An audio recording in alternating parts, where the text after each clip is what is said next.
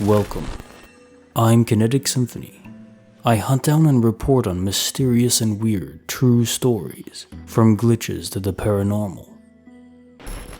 Case file number 162, written by Fast Prophet 2212. Her cat was beckoned by something not of this world.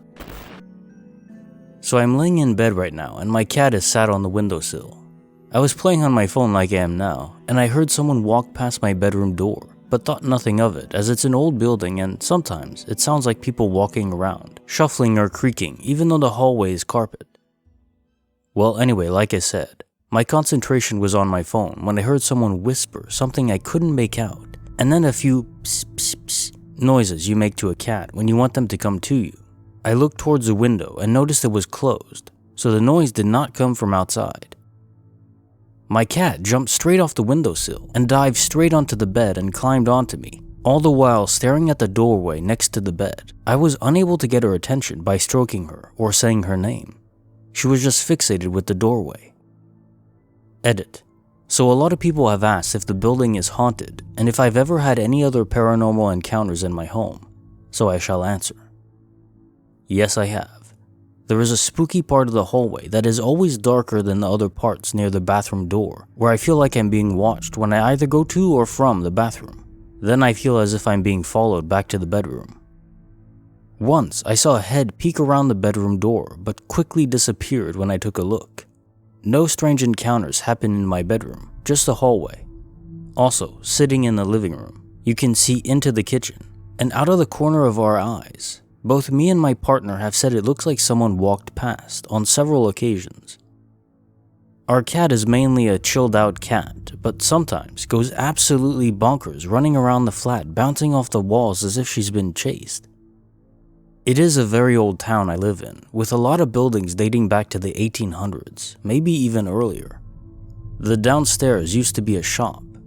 I don't know what shop, but it used to be because the outside looks exactly like the other shops on the road, but ours have been redesigned to be a 5-flat building. We have a little gated community with all the front doors round at the back. It's in England, Cheshire. I've been having a few strange dreams at the moment, and my partner keeps having dreams of her friend that passed away 3 years ago. I've tried to look online about the history of the street we live on, but I've found nothing. Same with the building. Case notes, file number 162. There's actually a lot of lore fixated on cats, especially Egyptian. There's some biological logic to it as well. For hunting purposes, their senses are elevated far beyond our own, or even of most other animals. Perhaps even in ways we haven't fully appreciated yet. I'm also wondering if all paranormal encounters focusing around spirits, if they all involve an actual full-fledged spirit, or if it's just a pool of energy from faint spirits, not exactly conscious, but still leaking through and weakly manifesting in our realm. Many of these stories push my mind in that direction since they don't appear to be deliberate acts, or even really acts. Maybe it's just enough spirits walking around in that particular moment, in that particular place, and then you hear it manifest. So it's not the ghost trying to do anything to alarm you, they're just there in sufficient quantity. It's almost like sparks from charged atmosphere, creating lightning. Something like that, only less destructive. Case file number 163, written by Alpha Mama 59. Night spent in a hospital with more company than expected. In November 2020, I had to have major surgery to repair a small blockage and a hernia. The blockage was caused by adhesions from previous hernia repairs. The small intestine was attached to mesh. Fast forward, when I got out of the ICU, they had me put in a different room. Because of the virus, I got my own room. The first night in that room, sometime during the night, I felt the bed dip behind my back. Then it felt like someone was spooning me. When I looked over my shoulder, no one was there. Since I was on some heavy-duty pain medicine, I just went back to sleep.